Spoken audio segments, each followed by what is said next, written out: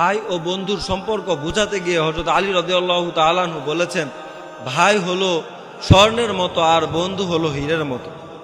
অর্থাৎ ভাইয়ের সম্পর্কটা এত গাঢ় যে স্বর্ণকে যদি আপনি ভেঙে ফেলেন, টুকরো টুকরো করে ফেলেন, আর সেই স্বর্ণকে যদি আপনি জোড়া লাগাতে চান, ঠিকই সেই স্বর্ণটা জোড়া লেগে যাবে, সেই স্বর্ণটা আবার দামি হয়ে যাবে।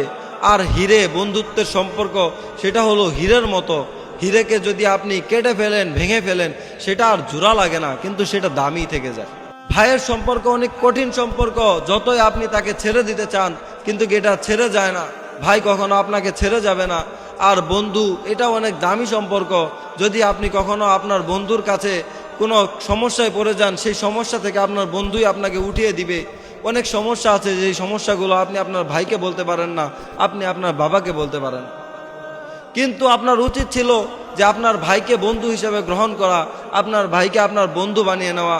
কেননা ভাই এটা একটা অনেক কঠিন সম্পর্ক। যার ভাই নাই সে বুঝে ভাইয়ের কি দাম। যার কাছে বড় ভাই আছে তার কাছে দুনিয়ার সমস্ত শান্তি আছে। যার কাছে বড় ভাই নাই সে বুঝে ভাইয়ের কি দাম।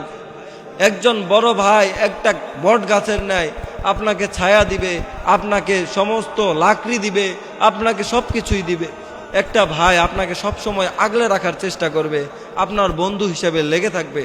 আর যার বড় ভাই নাই, তার কেউ নাই, তার দুনিয়ার মধ্যে আপন বলতে মা বাবা ছাড়া আর কেউ নাই। বড় ভাই এটা অনেক দামি সম্পর্ক, অনেক কঠিন জিনিস। যার বড় ভাই আছে সে অনেক শান্তিতে আছে।